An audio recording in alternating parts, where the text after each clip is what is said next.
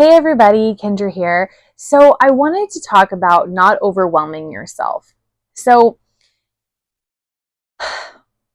there's a lot here, but very small is that whenever somebody is, let's say they're depressed, and meaning that their nervous system is in a shutdown mode. And underneath that is probably a lot of energy charge that the person might be afraid of or can't handle or needs somebody to help handle it, needs some coping mechanisms, needs a trauma trained professional to help them move through whatever trauma is stuck in their body, right? Which is normally what depression is. And then there's a lot of hormones that and chemicals that are also kind of messed up in the body whenever we have depression as well. So the whole point of this is someone who's depressed, they might be like, okay, I'm going to do this. I'm going to go work out. Okay. I'm going to go work out. And then they're like, I'm going to go work out. I'm going to go every day this week, every single day, no matter what. Well, a person who's depressed and doesn't want to get out of bed until like midday, like 3 p.m., doesn't want to take a bath or a shower because it's just too exhausting, they're going to get this little burst of, I want to do this, right? But what do you think is going to happen to that person whenever they go work out and they try to force their body to work out every single day, no matter what? It's not going to work. Their system is going to be overwhelmed like that. And so I know a person who is this way. And yeah, so whenever I'm working with clients, I attempt not to overwhelm them as much, right? So if we do homework or we do coping mechanisms, or we're like, okay, so this is what we can try to do or make an effort to do this week. I say SMART goals.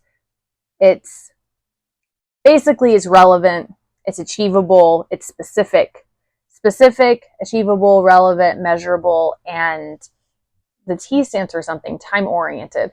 So, example, this week, I am going to stretch one time for 5 minutes. That's a SMART goal. The reason it's so smart is because you're more than likely not going to overwhelm your nervous system so much. And the more you do this, the slower you go, the more you go to a therapist or make small changes over a long period of time, the more your nervous system is going to be able to widen the window of tolerance and be able to tolerate all of this stuff. Because what's going to happen is that your nervous system is going to start feeling a lot of things, and that can be scary for some people. And it can also be that things that are being repressed and suppressed, such as trauma or emotions or whatever, will come up and come out. And they're going to start feeling things that are not pleasant. And so that's the reason why we want to go quite slow and steady whenever we're doing things. So let's see, my nervous system, I'm pretty good, right? I'm pretty good with stuff. I do get overwhelmed. I know when I'm going to get overwhelmed, and I know like how that's going to happen. So like, I don't make myself have these, okay, so working out. I know that if I was like, I'm going to follow a workout regimen, every single day I'm going to work out. And I'm going to do exactly this, blah, blah, blah, blah, blah, blah, blah. Or I'm going to eat this exactly the way it is every single day for breakfast, lunch, and dinner. I'm going to make every single thing I'm going to eat. And I'm going to food prep, and I'm not going to have anything else but what's on this list, and yada, yada, yada. I won't do it. I'll get resentful. I'll get angry. I don't want to do it. I'm like, nope. And then I just get rigid, and it's just a whole mess. So I have to be flexible with myself. I know where my limits are, and I know that I can be flexible and still meet my goals while being flexible with nutrition and working out.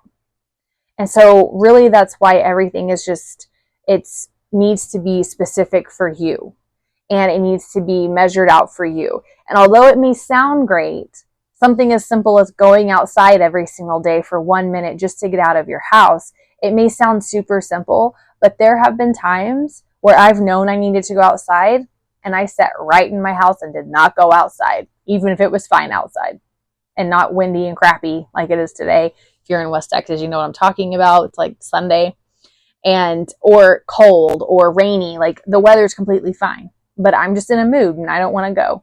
So we don't want to force ourselves. I mean, you want to force yourself a little bit because you got to like move it along, but you don't want to overwhelm your nervous system.